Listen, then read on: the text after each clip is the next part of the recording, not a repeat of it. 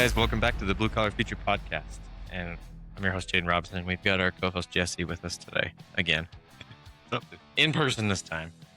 In a special studio. In the Marquee Homes, Parade of Homes, Best in Show 2026.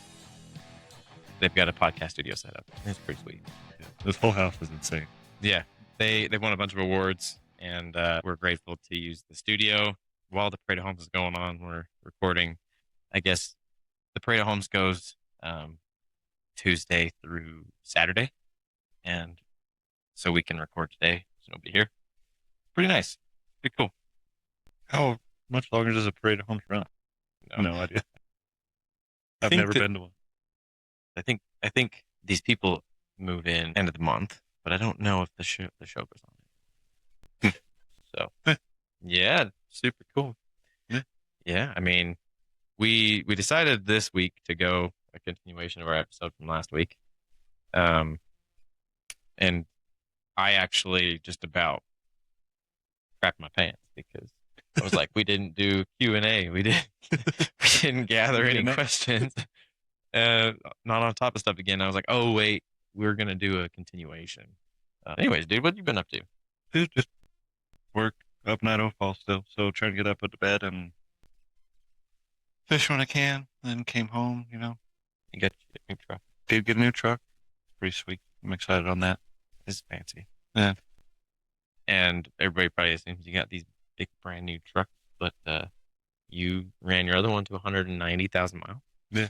Oh yeah. I'll do the same with that. That's the guy and whatever their finance guy was like trying to figure out a warranty or whatever, and he's like, "How long are you going to keep this?" I was like, "Probably till 200,000 miles again." I'll pay it off and then drive it for because I mean that was paid off for a long time before this, and then just got to the point where I was like, I kind of want something new. Mm-hmm.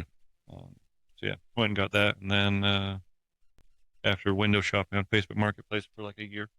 Yeah, that's how it usually goes. We were looking for a car for like a long time, wanting to figure out what we wanted, and vehicles are getting really cheap right now. Yeah, nobody has money to buy anything. So, and we're in a very low range vehicle right now because I didn't want to spend a bunch of money on having multiple vehicles, and we don't drive that much. Like I have the work truck, and then we've got two other vehicles now. And now Maggie doesn't drive that much, so we just wanted something with more space because we're crammed into the little truck right now. But it's funny you say that because that little truck has 205,000 miles on it. Really? Yeah, dude, you would never be able to tell. Clean. I know, you'd never be able to tell, and then everything works perfectly, runs perfect. Yeah. I thought it was brand new. Dude, I don't see myself getting rid of it, bro. Like, at one point, I was looking at it thinking, man, this has a lot of miles. But it was like, every time I get in it and drive it, I'm like, this thing is freaking sweet. This little diesel motor, I'm sure it'll run just fine. It worries me a little bit about the depth system stuff because I think it might go out on me. But anyways, Can you pull it out on this side of the hill? What? Can you pull it out on this side of the hill? I know Cache Valley we can't, but where I live, not here. Yeah. But where I live, yes. Okay. I could. Yeah, even though you're on the I could. 15 miles away. I could put it on a diet, yes. But I don't know if I want to. I mean, I don't know. I just mean if it hit that point, you could be like, well, the crappy thing is, if you do that when it has problems, you'll have like check engine light crap on forever. You have to do it before the system goes out. I gotcha. So it has to be like a preemptive thing. And I mean, part of me wants to, but then also I don't want to go through the trouble. And then my brother had a truck similar to mine, and his ECM got fried by his tune that he had on it. Oh, and that could happen. So I don't want to do that either. So I don't know. The trucks suck. I like having nice trucks. I like having newer trucks, but they're just so much money. Oh, dude, and everything's electronic. Everything. I had the DEF system go out on my Silverado back when I owned the Duramax. It was like 16 grand. Holy crap! It was 225,000 miles on it. Like, it got there. Yeah. Ah, man, that sucks. Yeah, I've gotten to the point where I almost want to drive older vehicles now. Yeah, dude. Like an OBS Ford would be sick. Yeah. Well, yeah, anything older. Like I'm almost to the point where I would drive an old Dodge, and I don't have a very high opinion of old Dodges. Like older Dodges are basically you got the Cummins Mm-hmm. and then a pilot comes around Yeah. Yeah. it. But yeah. Anyways, it's I just don't. I can't see myself spending a bunch of money on vehicles anymore. It sucks. Maybe in a few years, like we got the car so that we could have something for now and then save some money and not have to pay an exorbitant amount of money or get a big ass loan because Mm-hmm. I'm tired of loans. But I don't know. Yeah. I mean, I did that on the truck, but I'm gonna try and pay it off here in 2, 3 years. The that I did that with this truck. We paid it off in 2 years. And it's fine, but it's just something that's always like nagging on me. I'm like, I've got to pay that Yeah. off. And 'cause I don't like having that payment come out all the time. There's something different about having the money set aside and just buying the thing Mm-hmm. or like getting the loan and then having a payment come out every single month. And people get too carried away in it and they'll get something they can't afford because they are like, oh, I could afford $500 a month payment or, I think the average payment right now people have for cars is like pushing $1,000 Yeah. in the U.S. I couldn't afford a freaking $1,000 No. car payment. No, dude, and I mean, I didn't buy a brand new truck, but like a 2025, 2026 F-350, they're like 110, 115 grand Yeah. or more. Like, that's insane, bro. And they sell them all day, which blows my mind.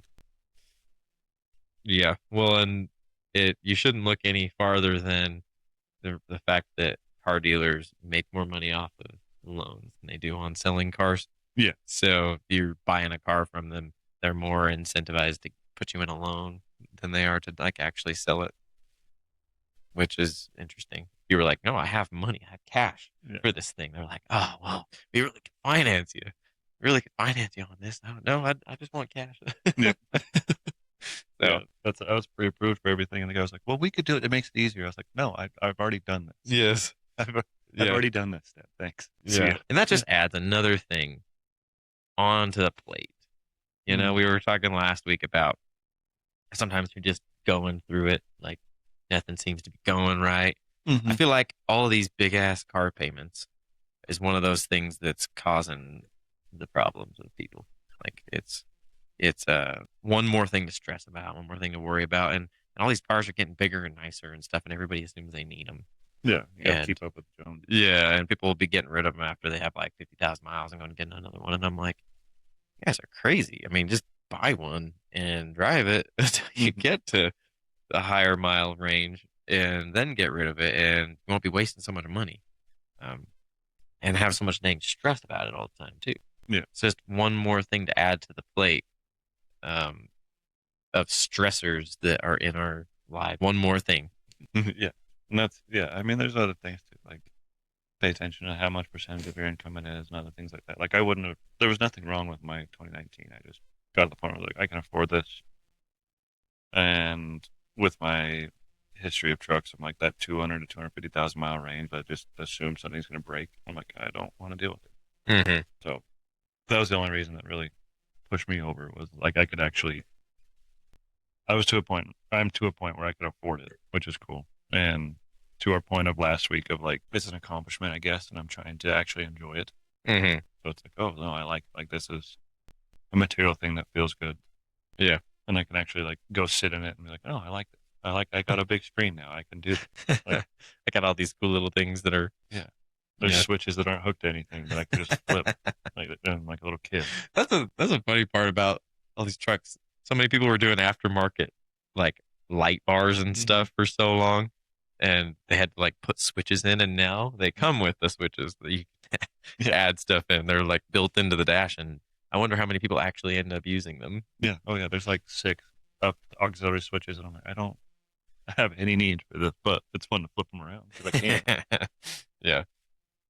Well, dude, we're this week, like we mentioned, we're going through part 2 of last week. Mm-hmm. You know, I'll say real quick that that it's felt for me a long time like I'm just going through the motions, and then there's just always like another thing, and nothing ever seems to be working out right. But in the last 2 weeks, it's even changed. So that's kind of the point of this conversation is nothing ever is like consistent, Mm-hmm. and it's hard to talk about work life balances and a life balance and then uh, talk about that for like a consistent year round thing because it never goes like that. Because Mm-hmm. you'll go from times where you feel like you just can't catch a break to times where you really feel like you're doing really well and kind of on top of everything. And it's even changed within the last 2 weeks for me, whereas the last like 4 months, it felt like it just is a never ending like projects going on all the time, things not working out right, Mm-hmm. things to worry about that are just like nagging at me all the time. And it gets discouraging.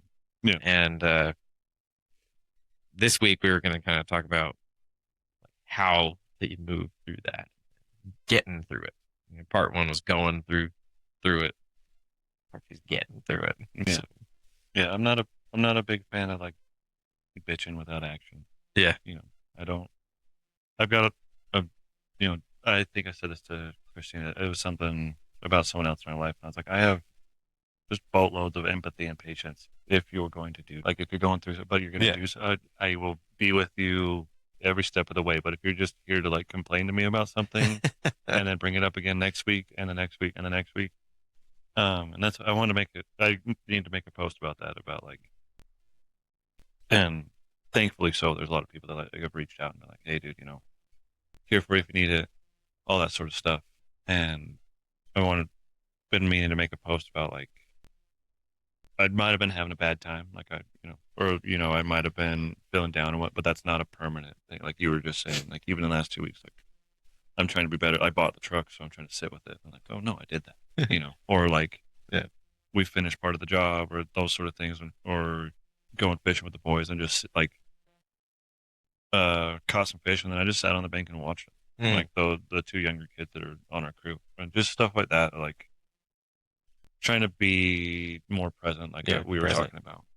And so it's maybe to expand on that of like, just because it's a bad time doesn't mean it's like a permanent thing. And so like there's other steps through it. So I'm glad that we're doing an episode of maybe like you said, we're going through it, now we're getting through it. So like maybe this is the tools to get through that sort of stuff. Yeah. I mean, I've been seeing your guys' progress stuff, and then you guys going fishing, and it's actually making me jealous because I don't ever make time to do stuff like that. I know we've talked about it before. Like, I don't ever make time to do things that I enjoy, and I don't remember ever really having that many hobbies. Yeah. You know, like I have a lot of things I like to do, but that I've never had anything that I do like regularly aside from like working out. Yeah. And then, like we talked about last time, everything has to be freaking monetized. I started the podcast not necessarily to be monetized as like a hobby though. Yeah. But it still is more like production type stuff. It's still more um it's enjoyable for me, but it's also not something that is for purely enjoyment, you know? Like you would consider fishing or something like that.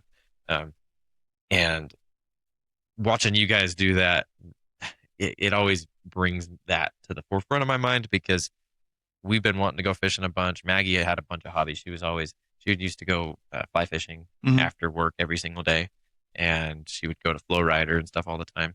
And she competed in wake surfing and stuff. Like she did all these fun things. And when she met me, she stopped doing all her activities, and I didn't really do them. I fish a little bit, but not like a regular fisherman. And then I look back on that. I feel like all I do is worry about work and work, and that and that adds to the problem a lot of guys have of just always feeling like there's something going on. Yeah. And well, that's your identity, right? Yeah. It's like it's almost like you're always going through it, you know? So yeah, I mean, I watch what you guys are doing and it's making me be like, oh man, I want to do this. I mean, you're home too, and you've got Charles and everybody. So it's like, I'm not going to go sit and stare at the walls of the La Quinta. You know, I just refuse. And I mean, there's other stuff to do too, but it's fun. It's like every time we get in the truck, like multiple times last week, someone said, like, this is my favorite part of the day. Like we get off work, a couple of us go up, we make the drive, we stop at the gas station, grab a couple of drinks, food, and then go fish until 9:30 and get back home. Uh-huh. So it's just a way to make being out of town more enjoyable because there's no other option, right? Mm. Like if I'm home, I'm gonna go hang out with Christine just like you would. You'd hang out with Maggie. Mm-hmm. I'm gonna go hang out with the dog or whatever it may be. Uh-huh. But up there, it's like all I have is the hotel work and the boys that I work with. So Yeah. we're gonna go do other things, whether it's fishing or dinner or whatever have you. So it's maybe we're lucky in a sense with working out of town that I've like narrowed the things that I can do, or like I like the things that I prioritize have been kind of removed. So it's like I'm not going to work till sun up to sundown up there. So, and I can't go home to my family because we're out of town Monday through Thursday. So let's Yeah. at least enjoy it. Yeah. And Well, that goes into a big part of what I was going to talk about with this episode. mm-hmm. And sometimes I nerd out a little bit, and I like looking at the meaning behind words sometimes. And I've never liked motivation as a concept. Like I've always been one of those guys that's like, oh yeah, discipline equals freedom type stuff. Mm-hmm. And it kind of misses part of the point, because at some point you do just have to have discipline to keep going through. But on another point, motivation is important, and I think people don't realize, especially me, I didn't realize that motivation is more than just like, it can be more of a factor in you continuing to do stuff and moving forward than most people make it out to be. So like you what you just said, it's your guys' favorite part of the day. You guys are up there, is getting to the end of the day and going up and enjoying some time and fishing and having fun with the guys. I feel like that's a pretty good motivator because you guys have enough surrounding your activity and people involved and stuff that it makes it really enjoyable. I feel like a lot of times people's motivation to do stuff's really shallow. Yeah. And I mean, your motivation up there, if I can speak for you off what you just said, is you're not wanting to sit around and do nothing the whole time, and you're trying to move through this time where like take a step back from work and enjoy your time so that you can kind of recharge yourself. Yeah. A lot of people's motivation when they do things is too shallow. And when I was looking up motivation, it's broken up into two different things, extrinsic and intrinsic. And most things fall into one or the other category. But if you can, like, what I wanted to talk about is if you can break down everything you're doing into both and then ideally have multiple motivators behind what you're doing, it's really easy. So like, for example, if people go to the gym, most of the time people are going to the gym, they're like, I want to look good. And the progress doesn't come fast enough. Yeah. And then all of a sudden it's like, oh man, this isn't working out. It's too hard. And then the progress is like down here versus the keeping going is like up here. And so, oh yeah, it's not going to work. I don't know. What are your thoughts on that? It's weird for me because I've never been a motivation type person. You've never watched a David Goggins YouTube edit? Well, and I've been one of those people that goes and watches like lots of motivational stuff, like personal development type things, and I got tired of the personal development space because everybody just goes to these like shows or to these talks or events, and they'll come home and be like, yeah, heck yeah, and then they don't do anything. Yeah. They'll get super motivated, and then it's like, okay, well now back into the whatever. This is too hard. I'm not going to do this anymore. Yeah. It's kind of the same thing of like, it's a lot of information without action. It's, they'll read 100 books, but they won't do anything to the book you told them, or they'll watch or listen to podcasts and just consume the content and not put it into act. Right. So, and that's just, people, that's how we are. Like the gym thing is, I want to look good or whatever it may be. And it's like, cool, I've been going to the gym for a month straight and nothing's really changed. When in reality, like the second month, it's like, oh, cool, I can start to see this sort of stuff. Hmm. And maybe that's your motivators, right? So it's like, I want to look good, but you got to have a deeper meaning of like, well, I'm going to the gym. That's creating this version of me that, one, has a good habit. Two, feels good. Three, I can live longer, all that sort of stuff. So it's not just this shallow, like, oh, I want a six pack. It's like, I want this because of, longer life, better habits.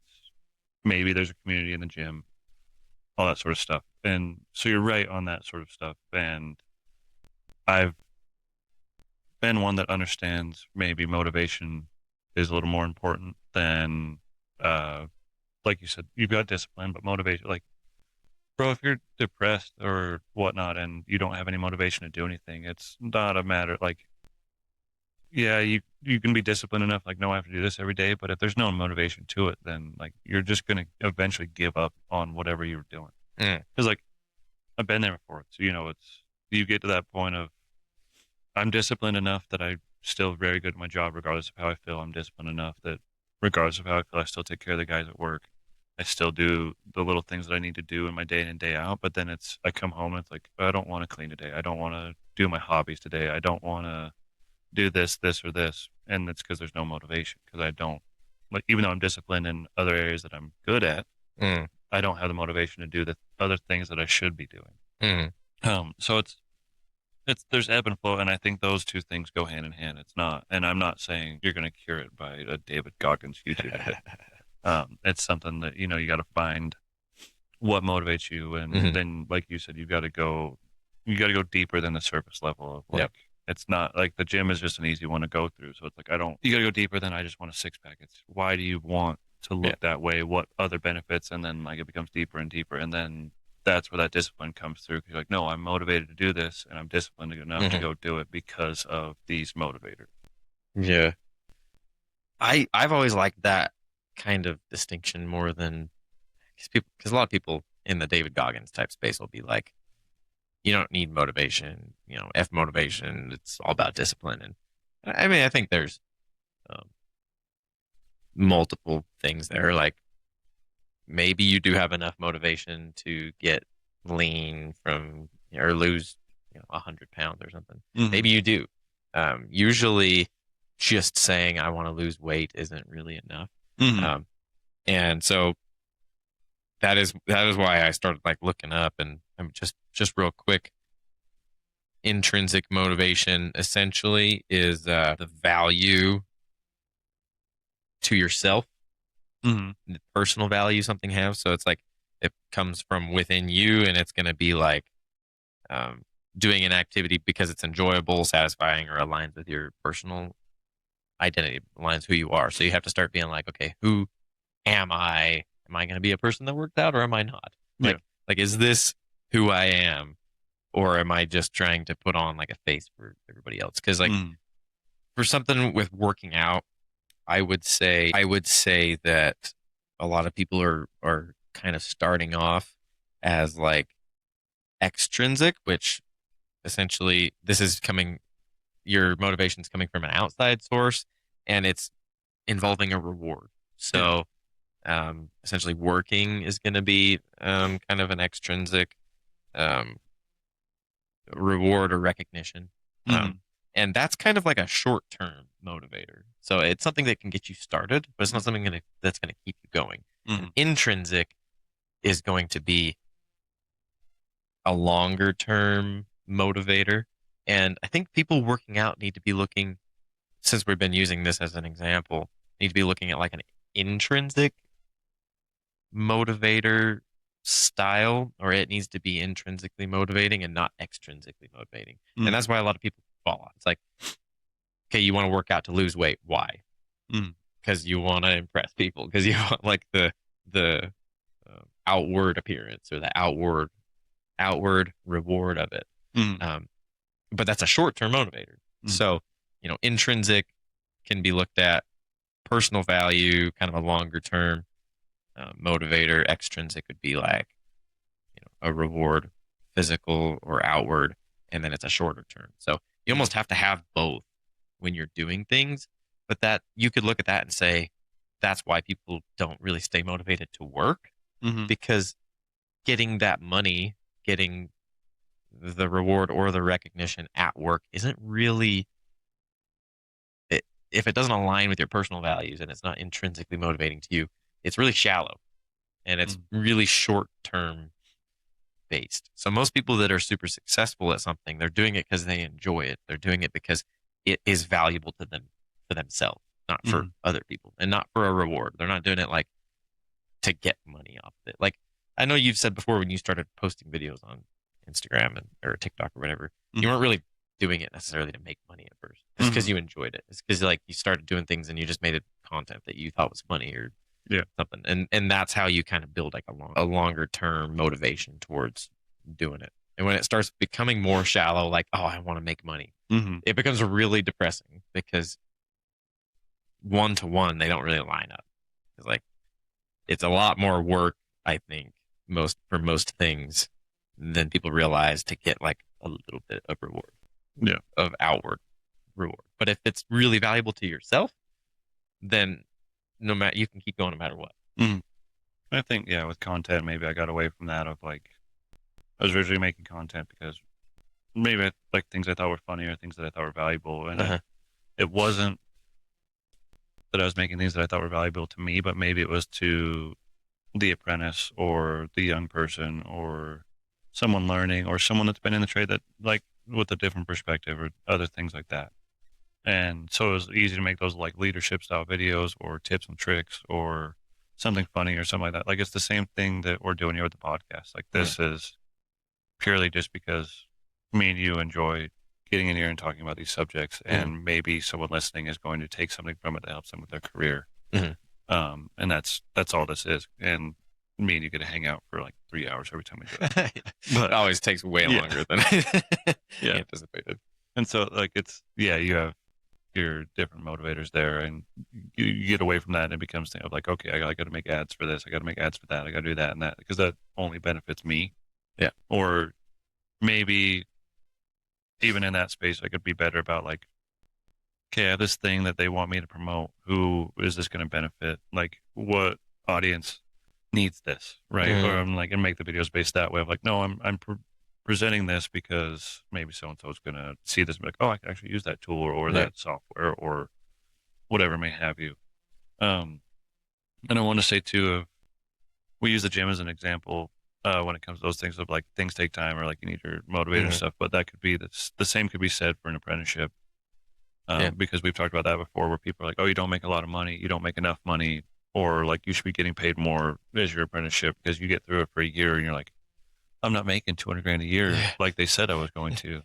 And you just haven't put in enough time. So if you don't have the right motivators, if you're only doing it so that you can make, 200 grand a year, which don't get me wrong, that's a great enough motivator, but and you're not to that point, you're going to get discouraged, if you will, because you're like, well, everybody online says they're making this and I'm not doing that. So why am I doing this when, if you get through your 4-year apprenticeship and then step into being a journeyman and all those sort of things, that's when that income really comes and you've developed enough skills, you've solved enough problems, all that sort of stuff. So you can actually get paid for that. And that's when that income really starts to do the hockey stick or the exponential graph, right? And so if your only motivation is this shallow number on your paycheck and not a long-term game or becoming a person who has the skills and knowledge and all that sort of stuff, you're going to get burnt out and feel like you're stuck and that sort of stuff. So if you don't have that in your back pocket of like, no, I need to stick this out for 4 to 5 years and then I'll really be that person that can generate that level of income, then that's where you need to be. Yeah, I mean, not to mention too that at the minute something doesn't go correctly, if you're on this, I want to make a lot of money train and not necessarily I just want to be really good at what I do. You can look at those two situations. I want to make a lot of money. I want to be really good at what I do. You come across a problem and you're like, man, I'm just not making enough money. I'm not doing all this stuff. Or on one end, and it becomes super disappointing. And on another end, you're like, okay, I can do, like, if I can figure this out, I'm like getting a step closer to being really good at what I do. And that you like get to this distinction here of value to yourself or external value, Mm. where if you just all you want to do is make a bunch of money, you're going to start cutting corners and you're not going to like be the best that you can be. But if all you're trying to do is be really good at, your job or working out at the gym or whatever, you're not really going to be looking at that like reward payoff as much as like just progressively, Mm-hmm. consistently getting better and looking at your like immediate progress instead of um, progress down the road. Because that's essentially what it comes down to. Like intrinsically motivating stuff is value in the moment, I would say, Mm-hmm. which makes it more of a long-term thing because it's a consistent thing. And the extrinsic value is something that comes like at the end of a project. Mm-hmm. So it can be really exciting. You'd say, oh yeah, I could make 200 grand. You get started to do something, but you're not going to do that right away. Mm-hmm. And so you have to have more of a motivation to do something behind it, to keep you going to get to that point. So extrinsic is farther down the road, but it's more of a short term motivator. But intrinsic is like right here, right now, Mm-hmm. which is why it pushes you farther along. Mm-hmm. I think. Yeah. I mean, the more I think about it, I'm like, oh yeah, that makes sense. Every time I've ever been not motivated to do something, I'm like, what have I really been thinking about it for? Yeah, You yeah. Yeah, being where your feet are Yeah. versus, that gap ahead of you. know? And that you mentioned a couple things that I have in my notes of like you're doing the becoming a better person or the more skilled person or the more knowledgeable person. Mhm. And that was one of the tools that I had wrote down of like how to get over kind of feeling like you're in a slump would be to build a proof list. Yeah. And whether it's every day or every week or whatever it is, or when you're looking back and you're like, I don't feel like I'm where I want to be or whatnot. Like you could write down a proof list of like proving, okay, well, in the last little bit, I've done this to become this. I've accomplished this. I've learned this skill. I've done that, like that sort of stuff. You can write that proof list. And then on the other thing you mentioned was I wrote down of changing what you're measuring. Yeah. So like what we're talking about is like, oh, I'm not making 200 grand a year. Well, you're changing what you're measuring. So like what, maybe measure like the step that you just took. Like, okay, well, compared to where I was, I'm measuring now my progress, my 1% better every day versus measuring me against this person online that says, electrician's going to be a millionaire in the next year. And so you've got that sort of stuff in my notes. Like, so when it comes to change what you're measuring, it's if getting promoted or making more money is the only metric, you're going to feel stuck a lot. So you need to add metrics that you actually control, which is skill reps, mentoring someone, your quality of work, etc., so that progress doesn't only exist at the next level, it exists right in front of you, like you're speaking about. And so that hit right on the head, if you will, of what I was thinking as well when I was taking my notes for this episode. Yeah. I mean, it's if we can bring all this back to essentially, because this is essentially how to move through the shit, we'll call it. Yeah. I was gonna do that in the episode title, going through the shit or something. And I was like, I don't know if I want to include that on there. I don't know if we need to be. I know that sometimes having swear we on the Jaden only swears when he's with me. I'm sorry, guys. But going through it, getting through it. This is how to move through these times when you feel like nothing's happening. And it really is taking a step back and looking at, what is your motivation? Are you like, I like the proof list idea a lot because that's like a real tool. We always go through this explanation and I feel like I never bring it back to having an actual tool to use. So to simplify it, having a proof list would be really good because that would center you around what the here and now. And that's a part of an issue with me, like creating content as well. You said that you were getting away from that a little bit with your content. I think that's been me too. It's like, and really everybody that starts doing content will say and stops. It's the same with everything. You're looking at the reward or the result of it rather than just doing it because you enjoy it. And I have been focused too much on things that make the money, I guess, and it's not really that motivating. Like 2 years ago, when I really started creating content, like in the same way that you do, I guess, on Instagram, if you would have told me now that I would be probably pushing like 10 grand this year or something on social media, I'd have been like, no way. Like, really? Yeah. And now that I'm here, it's like, okay, well, this is kind of lame. Yeah. It's just another thing that I have to do, and it's not really that exciting. Like, cool, I get some money, but you know. But before, I was really good at making content because I was doing it because I enjoyed it, and it's almost like focusing too much on the roar like sucks it out of you. Yeah. And it's just another stressor, and it's another way to just make it feel like nothing's happening. So going through the proof list, like for me, would be, well, I have plenty of time. I'm good at what I do. I'm starting to get people reaching out to me. I had another company reach out to me to send me stuff, and I have decided recently that I'm not taking products in exchange for videos anymore because it's lame. And I told them that, and I was like, I'd do some ads with you or something. And they were like, yeah, we could do that. And I was like, cool, sounds good.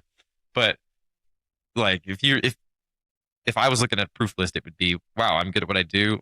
This stuff's starting to come in. I really am in a good position, and I am happy.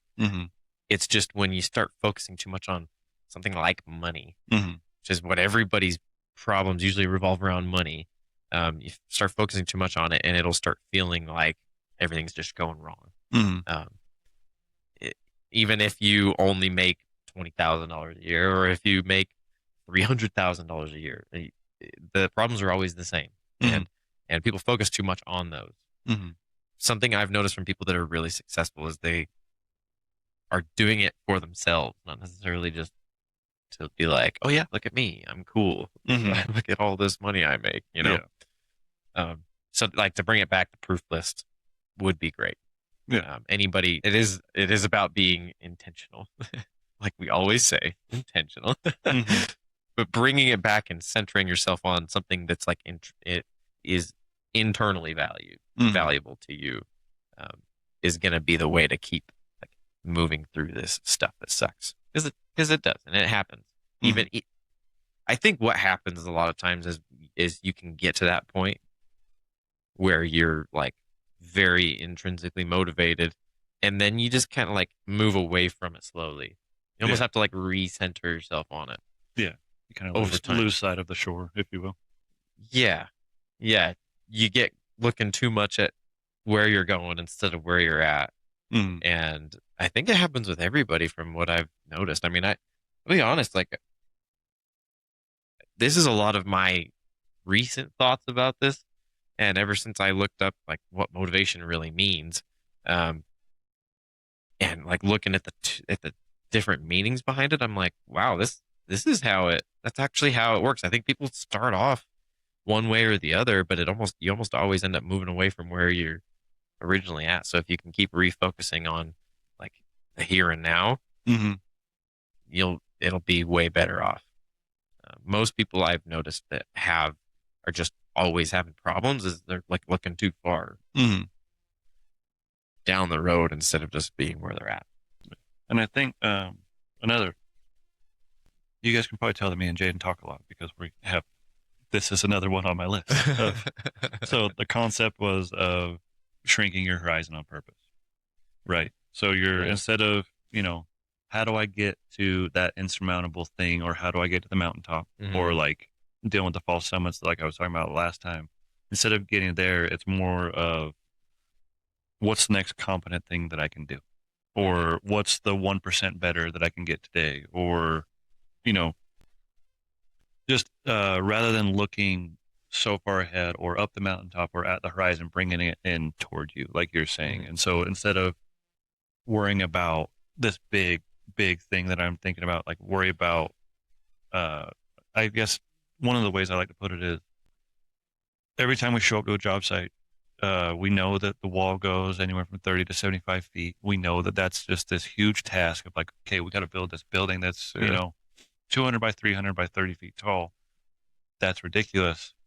Well, the only way to do it is to put the first block down or the first brick down. Yeah. And so that of bringing your horizon in is like, instead of looking at the building as a whole of like this crazy task, it's like, let's bring our horizon in.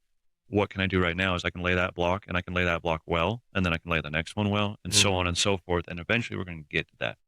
So we're just just kind of shrinking that perspective rather than looking at this as if I can't, I can't do that right now, but I can do this right now. And that's more or less what you were talking about. And so it just makes me giggle that like without even looking at both of our notes, I know that they're probably very similar. Well, so that's interesting that you mention it that way as well, because there's always we're always coming back to work, obviously, because um, a lot of this revolves around being in blue collar jobs. But like, I think everybody in a blue collar field is really good at doing this at work, Mm-hmm. breaking it down into little steps, and not good at looking at their life that way. Yeah. I literally, on the next note underneath shrinking your horizon is trades guys should be wired for this already. Like you've never framed a footing before you've dug it. So the same logic should apply to our lives, right? Like, and I'd say that because Jaden does concrete. So Yeah. it's just, yeah, we're so good at this in one area of our life. And then it's like, okay, we clocked out. Yeah. Why, like, stop using that logic, and I'm very much guilty of that, right? Yeah.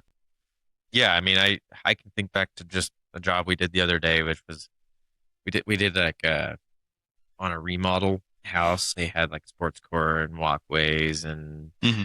RV pad onto a detached garage shop and attaching to their house. Like it was like all sorts of stuff all over the place. And you can go look at all that stuff and be like, oh my gosh, like this is freaking everywhere. Mm-hmm. Like, how are we even going to split this up? Then you start intentionally chopping it up and being like, okay, we'll do this one day, we'll do this the next day.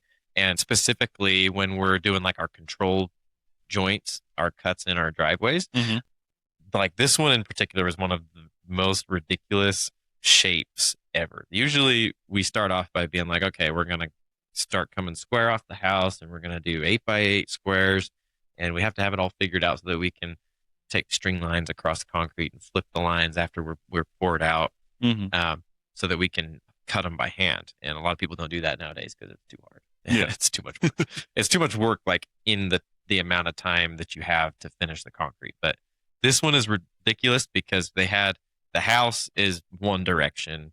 The detached shop is not squared with the house, but it's near the house. They have a retaining wall that starts off square with the shop and then isn't square with anything. And so like you look at it and you're like, how are we cutting this up? Like we got to hit corners so that the concrete cracks on corners. We got to like, you start looking at it and just chop it up to, okay, we have to do this. We have to do that. And to get all of your knowns figured out to where you start changing angles and you're like, okay, this is how we need to do this. And this is what's left. And just looking at it as an overview, you're like, I have no idea how we're going to do this. Like, this is literally ridiculous. And then you start breaking it up into little pieces. And as you go along, everything starts to kind of get worked out. Mm-hmm. And I could make that assumption for myself that anytime I'm unsure or not motivated or like just feel like I can't ever get anything right, it's because I'm looking too much at like everything I have to do as opposed to one thing. And then I get paralysis by analysis, like I said a few times before. I'll sit there and be like, oh, I have to do this, I need to do that. I've got all this content to make. I don't even know. I don't know where to start, and then I just don't do anything. Yeah. So Yeah. it's pretty funny. I get it. And like, I don't know, maybe all that comes like sitting in a house like this is like, that's a big thing for me as well. As I'm like, for whatever, maybe it's because of social media or because of like the people around me or other things like that. I'm like, what, like my brain's convinced that I should live in something like this already, So, and that's like, I know what this house probably cost and all that sort of stuff. And so I look at that, I'm like, I have no idea how I would ever get to that.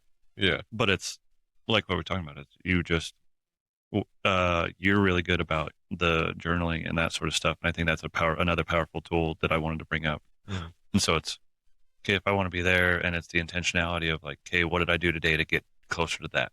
Like we talked about with my brother-in-law. He was like, I just, I write down 3 things that I did today to get me closer to this goal. And then maybe we bring that horizon in of like, okay, this week I can accomplish these sort of things. So it's what 3 things am I doing today to get to my goal for the end of the week? And then maybe at the end of the week, it's what 3 things that I do this week to get to my goal of the month, and then at the month, and just keep moving that up. I really liked that kind of concept that between those conversations with my brother-in-law and with you of like the journaling aspect of it and actually being intentional and being aware of what I'm doing rather than just like Mm. going through it because I'm like you. If I get to that point of like, oh, I have to make all these videos for all these brands, I have to make Yeah. all these videos for myself. Uh-huh. I have to do my job. I have to make sure that those guys are taken care of. I have to do all that sort of stuff. I end up just like not doing some Yeah. of it because like, Yeah. You end up whatever. not doing something, at Yeah. least something. Something falls through the cracks because there's Yeah.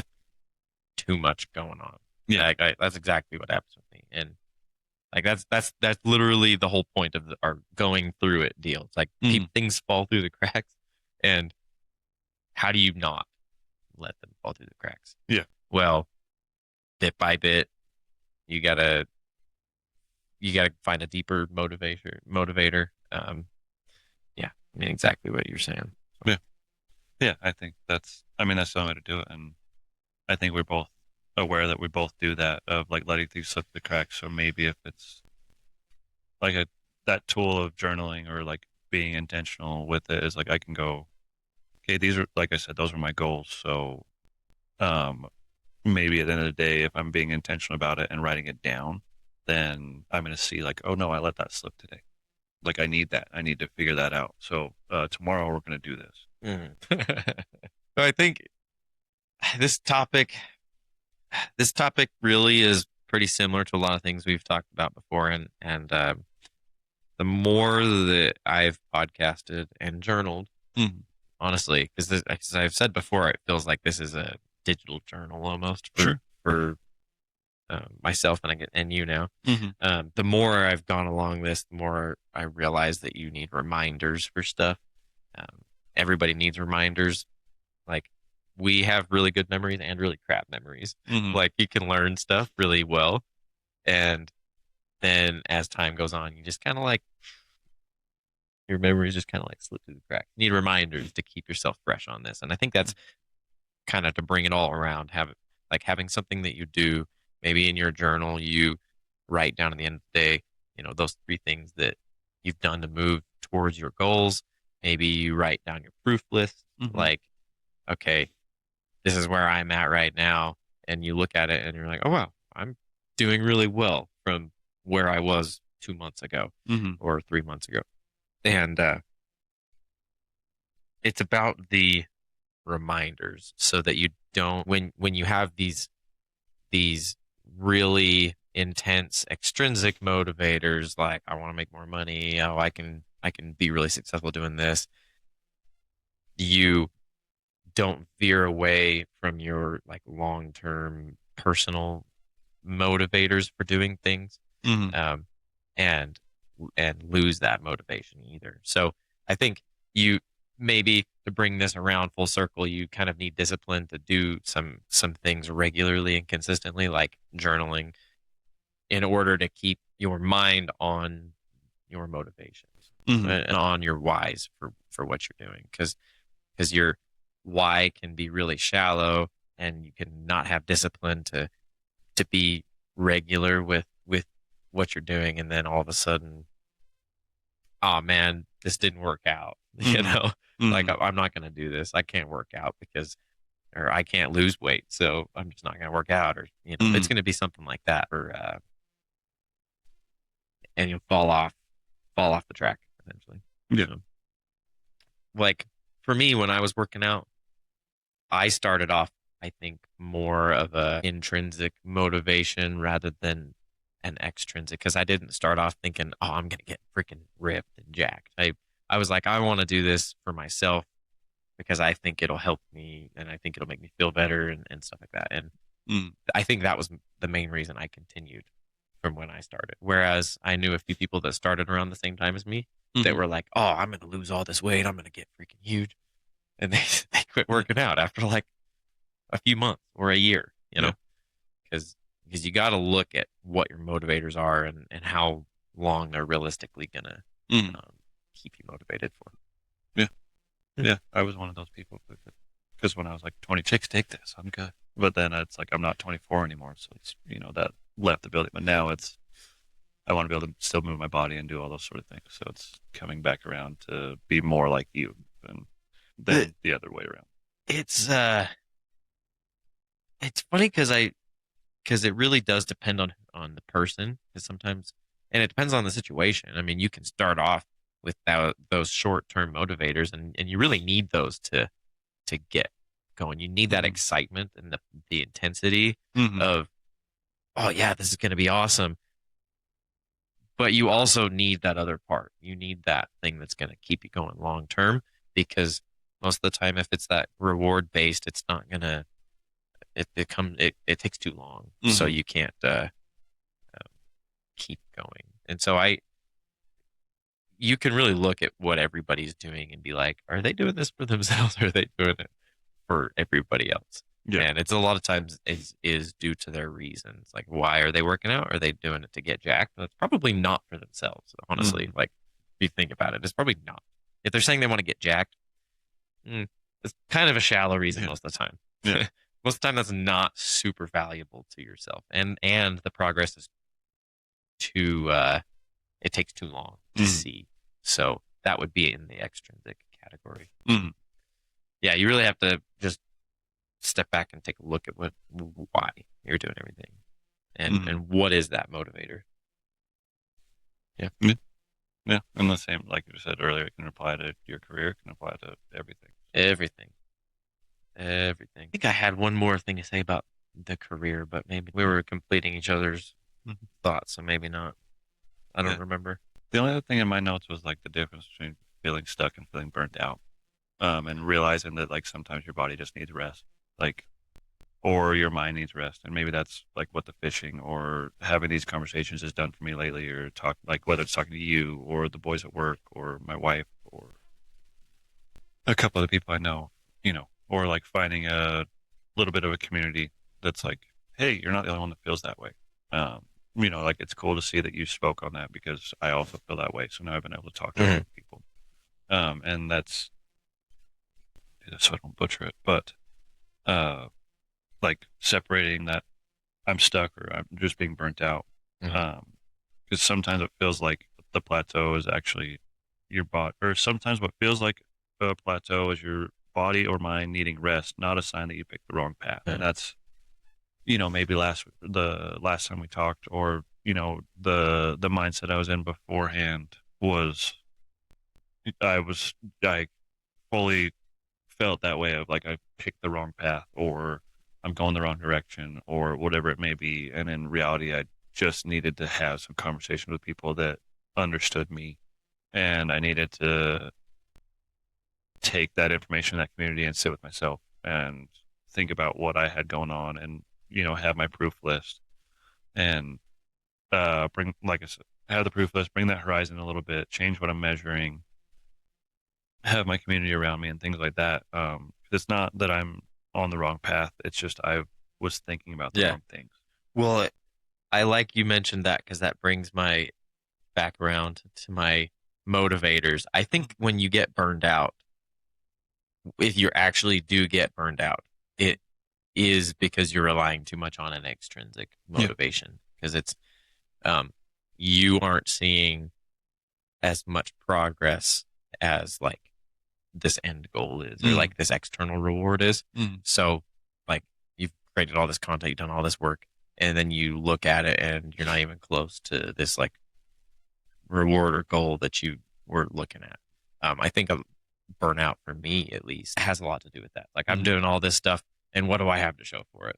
yeah. Like this is like a big goal I have. I'm not there Yeah. Well, yeah, it's like we talked about. It's like you've mentioned your income from social media, and like for the last couple months, honestly, like if you told me 5 years ago, like what I made in the last couple months, I'd yet. think you're insane. But, Yeah. but before our conversation, before these last 2 weeks, it's just like I said, it's like the deposit would hit my account and be like, cool. Like what's Whatever. next?